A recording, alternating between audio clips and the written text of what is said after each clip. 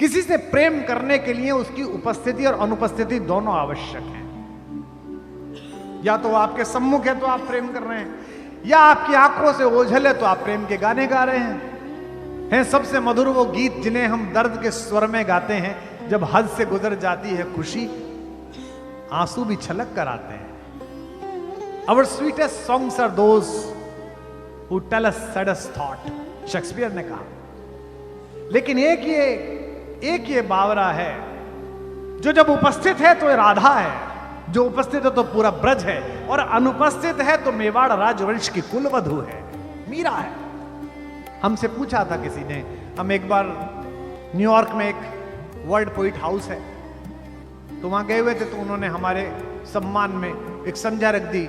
Asia के और Europe के कुछ नए कवि इकट्ठे हो गए, तो स्पेन की एक कवित्री ने कहा कि मैंने आपके यहाँ काफी पढ़ा है, आपके यहाँ के लोगों के बारे में जाना आने से पहले। So I was going through a poet's name Meera. मैंने कहा यस। उसने मुझसे कहा कि आप सो मेनी ऑफ फैलेसीज, बहुत सारी अजीब बातें हैं इसके अंदर। मैंने कहा क्यों? तो उसने मुझसे कहा कि इसमें कहानी है कि उनको विश्व भेजा गया और वो जी गई। तो मैंने कहा दो बातें एक साथ मत कहिए कि मीरा को पूरा पढ़ा और प्रश्न उठा। अगर मीरा को पूरा पढ़ा है तो प्रश्न उठ ही नहीं सकता है। अगर पात्रता कृष्ण को लेकर मीरा जैसी है, दुनिया के हर विष को बाध्य होकर अमृत बनना पड़ेगा, चरणामृत बनना पड़ेगा।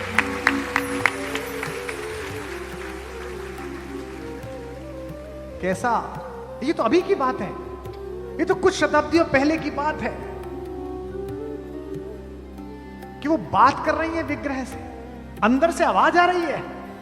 ननद ने आकर कहा कि भाभी वस्त्र बदल रही थी, अंदर से किसी पुरुष की आवाज आई कि तुम यहां बैठो काना, अब मेरी ससुराल है, ऊधम मत करना, कहीं जाना मत। वो तो अपना घर था, सब संभाल लेती थी, पकड़ लाती। ये पराये लोग हैं, राणा वंश है, पृथ्वी का सबसे शक्तिशाली और सबसे पुराना डीएनए है। बाहर वो आवाज सुन रही, उसने कहा भाभी किसी से बात कर रही। कुंवर भोजराज को कहा गया, तो बाकी राजमाताओं को कहा गया, तो कक्ष की तलाशी हुई, कहीं कुछ नहीं निकला, क्योंकि यह तो कोई सोच ही नहीं सकता था कि यह विग्रह भी बात कर रहा हो। क्योंकि जो तलाशी लेने वाले थे उन्हें कृष्ण में वह भरोसा नहीं था जो मीरा को भरोसा था कि यह बात करता है। आप बात करके देखिए, बात करते हैं। हमारे पिताजी 87 वर्ष में पेड़ पौधों से बात करते हैं। प्रोफेसर आदमी है, पीएचडी है, विद्वान आदमी है, लेकिन वो बहुएं चाय लेके पहुंचती हैं, महाराज जी खुरपा लेके लगे रहते हैं। सुबह माली आता है, फिर भी खुद ही लगे रहते हैं। और पौधे के नीचे एक पौधा निकल आया, 4 दिन बाद लौटे, उससे बात कर रहे, ओहो श्रीमान जी आप यहां आ गए, अब आपके लिए तो अलग फ्लैट देना पड़ेगा। देखते हैं कोई छोटा मोटा सा जुगाड़। वो बहू पीछे करी, पापा चाय, पापा चाय। तीसरी बार मैं पापा, हाँ बेटा लाओ। तो मेरे से एक ने कहा कि ये पापा को कुछ हो गया है कि पौधे से बात करते हैं। मैंने कहा महत्वपूर्ण बात ये नहीं है कि वो पौधे से बात करते हैं, महत्वपूर्ण बात यह है कि पौधा सुनता है, वो सुन रहा है। तो पत्थर सुनता है, पाहन सुनता है, अगर उसमें कन्हैया आरोपित है। अमूर्त को मूर्ति में प्रस्थापित करने की जो भारतीय कला है, भक्ति की कला है, इसका विश्वविद्यालय है ब्रज। मेरी बड़ी प्यारी कवियत्री ममता शर्मा आगरा में रहती, महाराज जी क्या अद्भुत, भगवान ने उसे क्या दे दिया, बस वही कुछ छंद है जो मैं देखता हूं तेरा जीवन सफल हो गया। कि मीरा ने मूरत को जो सुलाया, मीरा ने मूरत को जो सुलाया, तो नटखट जाग के सो गया होगा, नटखट जाग के सो गया होगा, नटखट जाग के सो गया होगा। गोद के स्पर्श में मोद को पाकर, गोद के स्पर्श में मोद को पाकर, पाहन कोमल हो गया होगा, पाहन कोमल हो गया होगा, पाहन कोमल हो गया होगा। मीरा ने प्रेम की बेल जो बोई, तो कान्हा भी अंकुर बो गया होगा, कान्हा भी अंकुर बो गया होगा, कान्हा भी अंकुर बो गया होगा। मीरा ने आंसू के मोती सजाए, मीरा ने आंसू के मोती सजाए तो कान्हा भी धागा पिरो गया होगा। कान्हा भी धागा पिरो गया होगा, कान्हा भी धागा पिरो गया होगा, कान्हा भी धागा पिरो गया होगा, कान्हा भी धागा पिरो गया होगा। फूलों की डाली में सांप भेज दिया कि ये काट लेगा। जब भगवान के लिए माला बनाएगी तो सांप रस्सी में परिवर्तित हो गया। फूलों में सांप को देख के माला में धागे सी सांप को सी गई मीरा। धागे से सांप को सी गई मीरा, धागे से सांप को सी गई मीरा। राणा ने प्याला दिया विष का और सोचा अभी के अभी गई मीरा। सोचा अभी के अभी गई मीरा, सोचा अभी के अभी गई मीरा।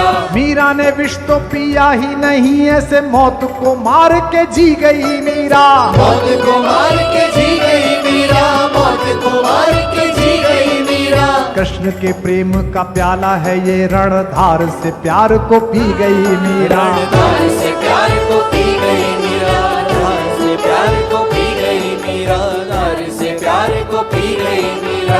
लोग पूछते हैं कि राधा और मीरा में क्या अंतर है। महाराज जी, एक राधा जिन्हें शरीर कृष्ण मिले, एक मीरा जिन्हें केवल कृष्ण का ख्याल मिला, कृष्ण का स्वरूप मिला, कृष्ण की चिंतना मिली। राधा को कृष्ण की देह मिली, राधा को कृष्ण की देह मिली, बिन देह के नेह निभा गई मीरा। देह के नेह निभा गई मीरा, देह के नेह निभा गई मीरा। राधा को कृष्ण की देह मिली, बिन देह के नेह निभा गई मीरा।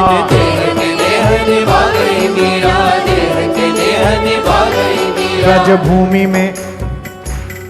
ब्रजभूमि में कान्हा ने रास रचा, मरुभूमि में फूल खिला गई मीरा। मरुभूमि में फूल खिला गई मीरा, भूमि में फूल खिला गई मीरा। कृष्ण ने द्वापर में राधा को गाया तो कलयुग में कृष्ण को गा गई मीरा। कलयुग में कृष्ण को गा गई मीरा, कलयुग में कृष्ण को गा गई मीरा। कृष्ण के प्रेम का राधा पे कर्ज था, कृष्ण के प्रेम का राधा पे कर्ज था, राधा का कर्ज चुका गई मीरा। राधा का कर्ज चुका गई मीरा, राधा का कर्ज चुका गई मीरा, राधा का कर्ज चुका गई मीरा, राधा का कर्ज चुका गई मीरा। कृष्ण तो श्याम है काजल, कृष्ण तो श्याम है काजल, काजल आंज के सो गई मीरा। काजल आज के सो गई मीरा, काजल आज के सो गई मीरा। श्याम के नाम को ऐसा रटा के गोरी से सांवरी हो गई मीरा। गोरी से सांवरी हो गई मीरा, गोरी से सांवरी हो गई मीरा। कंठ के पंथ में प्रेम के अश्रु की वृष्टि से सृष्टि भी हो गई मीरा। वृष्टि से सृष्टि भी हो गई मीरा, वृष्टि से सृष्टि भी हो गई मीरा। उस खेत की रेत में मोती उगे, जिस खेत में बैठ के रो गई मीरा। उस खेत में बैठ के रो गई मीरा, खेत में बैठ के रो गई मीरा, खेत में बैठ के रो गई मीरा, खेत में बैठ के रो गई मीरा। राणा ने कहा कि ओझा बुलाओ, बावरी हो गई है, पागल हो गई है। कहा कि ऐसा मंत्र मारना कि ये कन्हैया ना बोले। आहा, राणा ने ओझा बुलाया, कहा कि भूत या प्रेत है मीरा के भीतर। भूत या प्रेत है मीरा के भीतर, भूत या प्रेत है मीरा के भीतर। राणा ने ओझा बुलाया, कहा कोई भूत या प्रेत है मीरा के भीतर। भूत या प्रेत है मीरा के भीतर, भूत या प्रेत है मीरा के भीतर। गिरधर की रे रटज घूमती घूमत दर पेदर।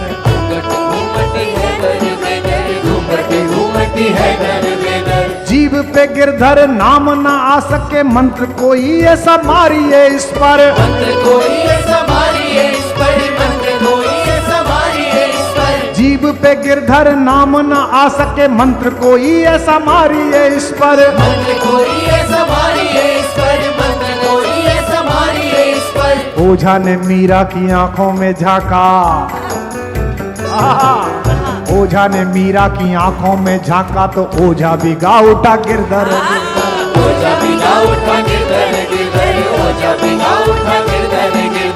ओझा भिगा उठा गिरधर गिरधर, ओझा भिगा उठा गिरधर गिरधर। ओझा ने मीरा की आंखों में झांका तो ओझा भिगा उठा गिरधर गिरधर। ओझा भिगा उठा गिरधर गिरधर, ओझा भिगा उठा गिरधर गिरधर। बांध के घुंघरू जो नाची तो नाची के नाच को नाच नचा गई मीरा। नाच को नाच नचा गई मीरा, नाच को नाच नचा गई मीरा। श्याम की मोहनी मूरत देख के मूरत में ही समा गई मीरा। मूरत में ही समा गई मीरा, मूरत में ही समा गई मीरा। पीर में नैनों के नीर बहा वसुधा पे सुधा बरसा गई मीरा।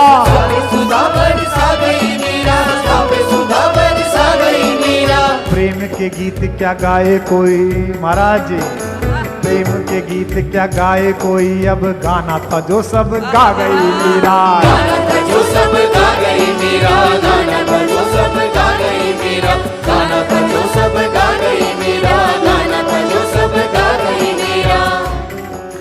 बोल मीरा महारानी की। जिस कृष्ण की एक दृष्टि इस नवयुग को मीरा दे सकती हो, उस कृष्ण की दृष्टि आपको क्या दे सकती है।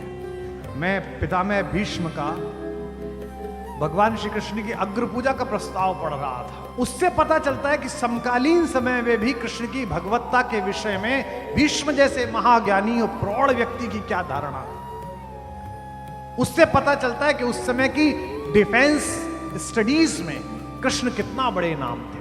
उससे पता चलता है कि अगर कृष्ण हैं तो जहां कृष्ण हैं वहां विजय होगी, ये तय है, क्योंकि वो उनको जानते थे। सुदामा के साथ जो उनका संवाद है, सुदामा अगर ना होता कृष्ण में, कृष्ण की कथा में, तो कृष्ण के एक पक्ष से हम अपरिचित रह जाते। शोहरत, पैसा, ताकत अक्सर मनुष्य को जिस स्तर पर पहुंचा देती है, वहां अर्थ इतना अधिक आंखों में चढ़ जाता है कि रस दृष्टि मलिन हो जाती है। और इसका बड़ा नुकसान इतिहास में अलग अलग जगह हुआ है। आपको भी हुआ होगा, मुझे भी हुआ है, सबको होता है इसका।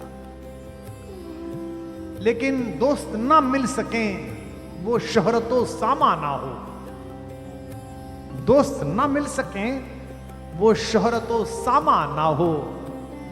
द्वारिका क्या है जहां कोई सुदामा ना हो।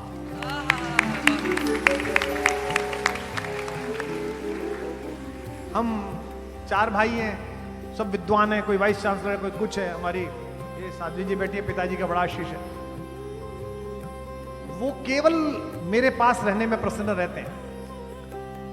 वो कहते हैं यार ये कैसे गृहस्थ हैं, इनके घर सुबह घंटी बजाता है अखबार वाला और दूध वाला, और शाम को बाई घंटी बजाती है। जिस गृहस्थ के घर पर 10 आदमी चाय ना पिए और 5 आदमी भोजन ना करें, वो कैसा गृहस्थ है।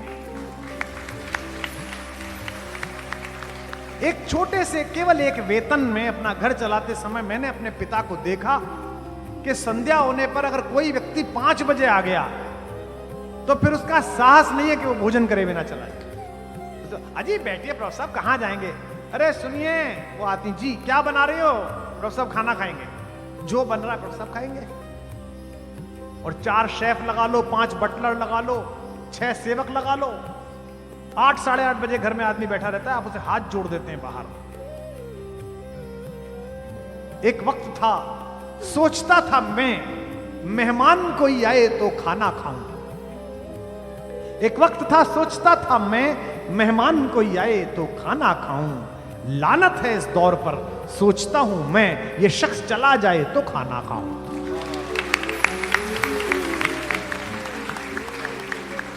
सुदामा प्रतीक शास्त्र है, सुदामा कहानी नहीं है। सुदामा द्वारिकाधीश के द्वार का प्रतीक शास्त्र है।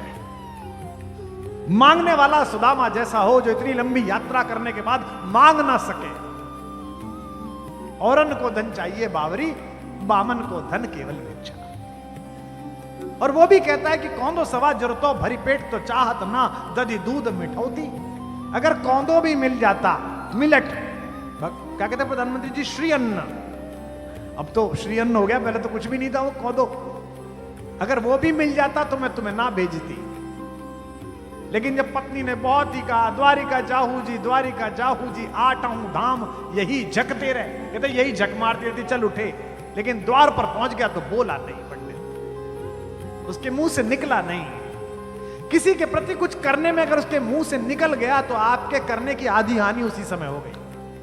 मैंने अपने हर सत्र में बोला है, आज फिर बोल रहा हूं, अगर घर में कोई भी चीज ऐसी हो गई जिसे आपको नया लाना हो तो पुरानी चीज को बेचना मत, क्योंकि ईश्वर ने इतना सामर्थ्यवान बनाया कि नई चीज आने की स्थिति हो गई है।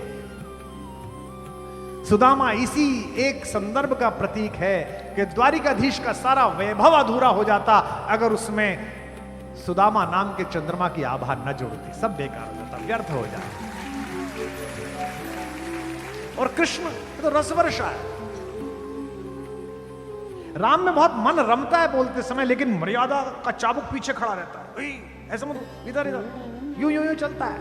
अभ्यास है रास्ते पे चलने का तो चल लिया, गुरुजनों ने सिखाया है, माता पिता का अभ्यास है, सत्संग किया है, आचार्य लोगों का तो थोड़ा अभ्यास है, चल लेते हैं। कृष्ण क्या तो उछल के कूद के चल, गिर जा, मिट्टी में गिर जा, फिर खड़ा हो जा, फिर चल, कोई समस्या ही नहीं है। इसीलिए मैं सदा कहता हूं, कल भी मैंने कहा, फिर एक पंक्ति दोहरा रहा हूं, आप अपनी मोहर लगाना, राम सपने, कृष्ण अपने, बस इतना। कहते सुनते में कोई लाज लज्जा मर्यादा, कोई सीमा, जैसे गांव ज्वार में यार चचा होते थे, 1 साल 2 साल बड़े, कृष्ण ऐसे ही है, कहते में बिल्कुल। और मैंने लोगों को उनसे लड़ते हुए देखा है। हमारी एक मौसी थी, उनको पुत्र का बड़ा चाव था, उनके 3 पुत्रियां हो गई। जब चौथी बार गर्भवती हुई तो पूरे टाइम का नैया से लड़ती रही, ये लाला लाला दे दे, वो क्या करें इसमें भाई। अब फिर लड़की हो गई, महाराज जी मैंने वो गाली देते हुए देखा। और आले में बैठे हुए कृष्ण के चेहरे पर जब मुस्कान थी, मैं छोटा सा था, जैसे एक शैतान बच्चा शैतानी करने के बाद चुप खड़ा हो जाता है, ऐसे खड़े हुए वो सुन रहे थे। और फिर 20-25 दिन बाद मैंने अपनी मौसी को उसी तरह उनका श्रृंगार करते, नहलाते धुलाते सब देखा। दुनिया में मनुष्य के सबसे निकट अगर परमात्मा की कोई अभिव्यंजना है तो उसका नाम योगेश्वर कृष्ण है, उसका नाम होगी।